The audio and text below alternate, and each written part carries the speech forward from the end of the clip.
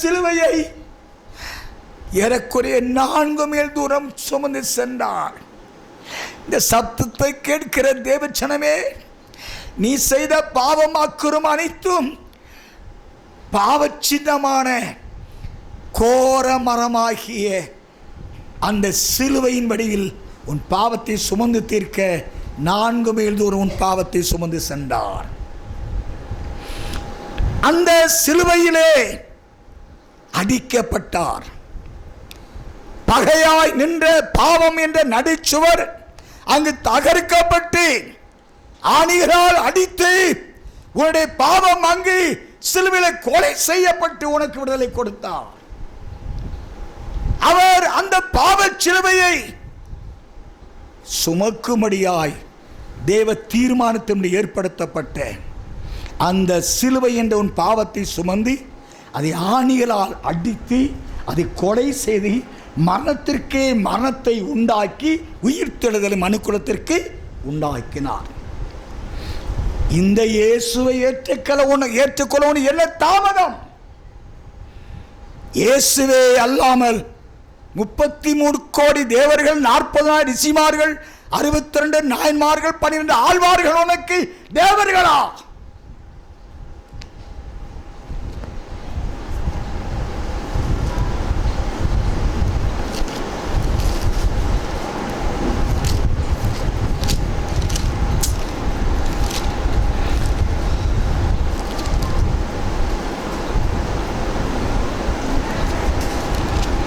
Hallelujah. Mighty God.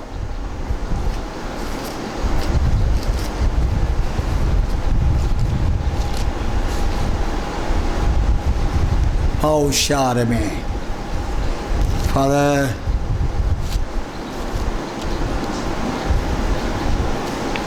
ஒன்று கொரிந்தியர் 8ஆம் அதிகாரம் 3 முதல் 7 வசனமுடைய வாசிப்போம்.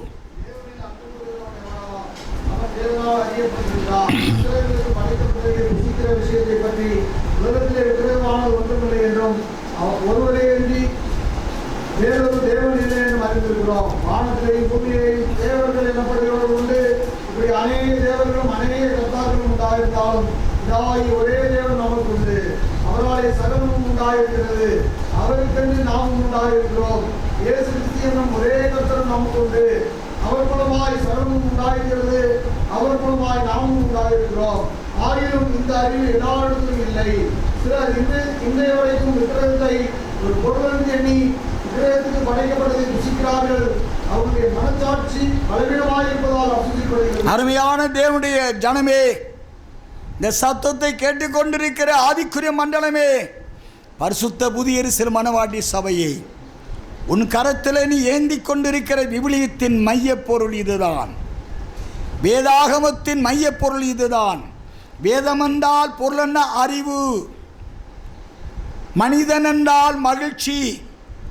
மகிழ்ச்சியோடு இருக்கும்படியாக சிருஷ்டிக்கப்பட்ட ஆதாமின் சந்தோஷத்தை கெடுத்து துக்கத்தை ஏற்படுத்தி கொண்ட சாத்தானை, ஒளியை இருளாய் மாற்றின சாத்தானானவனை அழிக்கும்படிக்காக, அழிக்கப்பட வேண்டும் என்பதற்காக தேவன் ஒரு அறிவை ஏற்படுத்தினார். இந்த வேதத்தை, வேதம் என்ற அறிவை ஏற்படுத்தினார். இந்த வேதம் தவிர நீங்கள் ரிக்வேதம், யஜூர், அதர்மன், சாமவேதம் என்றாலும் சரி, இலக்கியத்தை சார்ந்து ராமாயணங்கள், பகவத்கீதை என்ற நிலை ஏற்பட்டாலும் சரி, வாருங்கள் வழக்காடுவோம். இந்த அறிவு எல்லாருக்கும் கொடுக்கப்படவில்லை. தேவர்கள் உண்டு, தேவ தூதர்கள் உண்டு, ஆனால் தேவன் ஒருவரே. வானத்திலே பூமியிலேயும் தேவர்கள் எனப்படுவது உண்டு. இப்படி அநேக தேவர்களும் அநேக கர்த்தாக்கள் உண்டாயிருந்தாலும் பிதாவாகிய ஒரே தேவன் நமக்கு உண்டு. அவராலே சகலம் உண்டாயிருக்கிறது. அவருக்கென்று நாம் உண்டாயிருக்கிறோம். இயேசு கிறிஸ்து ஒரே கர்த்தர் நமக்கு உண்டு. அவர் மூலமாய் சகலம் உண்டாயிருக்கிறது. அவர் மூலமாய் நாம் உண்டாயிருக்கிறோம். ஆகிலும் இந்த அறிவு எல்லாரிடத்தும் இல்லை. சிலர் இன்றைய வரைக்கும் விக்கிரகத்து ஒரு பொருள் என்று எண்ணி விக்கிரகத்து படைக்கப்பட்டதை புசிக்கிறார்கள். அவருடைய மனசாட்சி பலவீனமாக இருப்பதால் அசுசிப்படுகிறது. அப்படி என்றால் இந்த உலகத்தில் ஆன்மீகம் என்ற நிலை என்று ஒன்று இருக்கும் என்றால் ஆன்மீக தலைவன் யார்? ஒருவனே, ஒன்றே குணம், ஒருவனே தேவன். அந்த ஒரு தேவன் யார்? ஒன்றானமே தேவன். அவரே சகலத்தை உண்டாக்கினவர். சகலம் அவருக்கென்று உண்டாக்கப்பட்டது, அவர் மூலமாய் உண்டாக்கப்பட்டது. அவராலே அன்றி ஒன்றும் ஒருவனும் அவராலே அன்றி ஒன்று உண்டாக்கப்படவில்லை. அந்த தேவன் யார்? அந்த ஒரே தேவன். அவர் அன்புள்ளவர். ஆகினால் நீ சிவ சிவா என்று சொல்லுகிறாயே. சிவந்தன் என்றால் பொருள் என்ன? அன்பு என்ற பொருள். தேவன் அன்பாக இருக்கிறார். அந்த ஒரு தேவன் அன்பானவர் ஆனபடியாலே ரிக்வேதத்திலே சிவம் என்று எழுதப்பட்டிருக்கிற சமஸ்கிருதத்திலே சிவன் என்றால் அன்பு. அந்த அன்புள்ள தேவன் யார்? இயேசு கிறிஸ்து ஒருவரே. ஆனால் ரிக்வேதத்திலும் யஜுர்வேதத்தில் எழுதப்பட்டிருக்கக்கூடிய சிவம் சிவன் என்பதற்கு அன்பு அங்கு வெளிப்படுகிறதா? ரிக்வேதத்திலே 10ஆம் காண்டத்திலே 9 முதல் 16 அதிகாரங்களிலே மனுக்குல மீட்புக்காக அங்கே ஒரு அடிக்கப்படும்படியான ஒரு செம்மறியாட்டை பற்றி எழுதி வைத்திருக்கிற ரிக்வேதத்திலே அது யார்?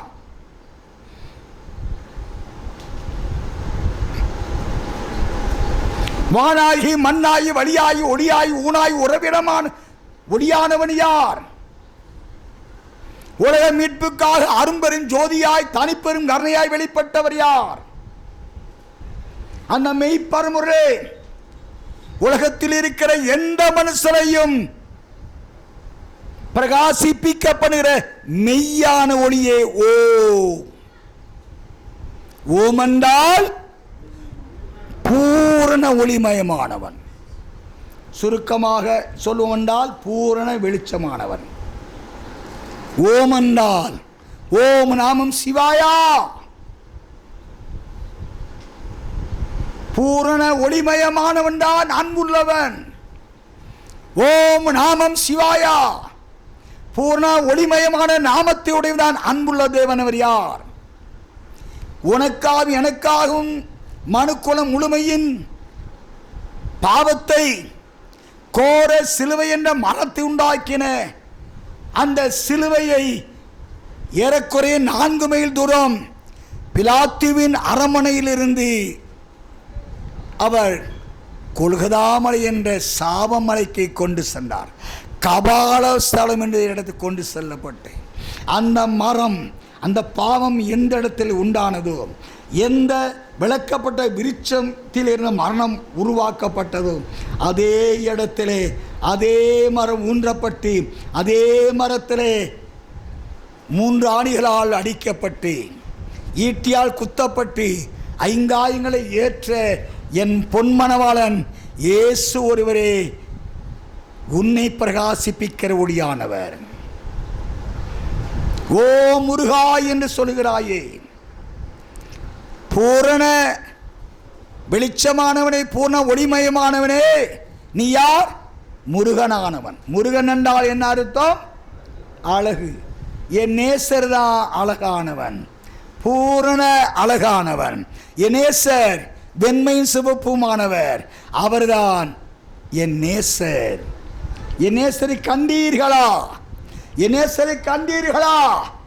ஆவிக்குரிய மண்டலமே, உனக்காக சிலுவை சுமந்து உன் பாவத்தில் உன்னை விடுதலை ஆக்கின உன் அழகு சொருபியார் என் நேசர்.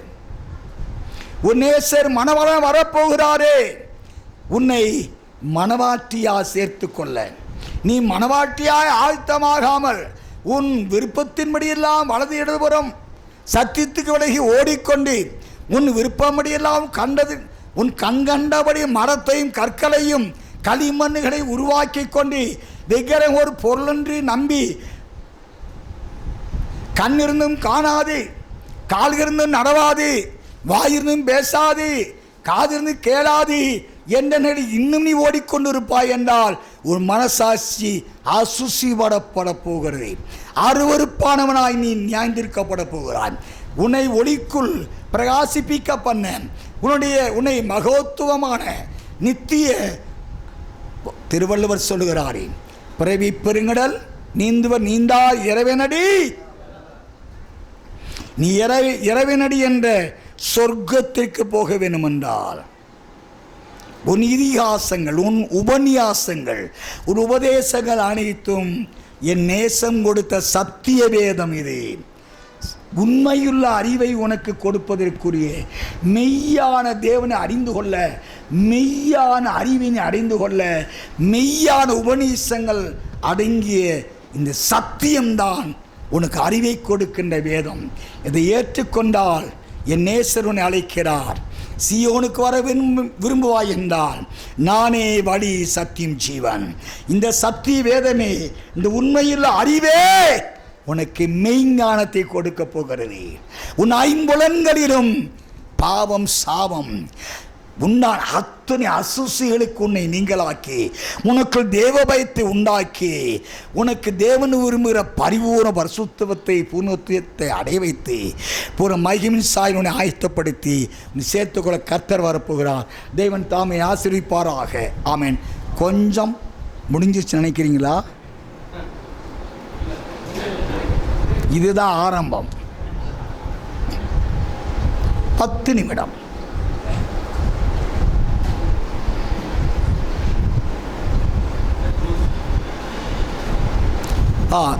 போயிட்டு ஏதாவது குடிக்கிறதுக்கு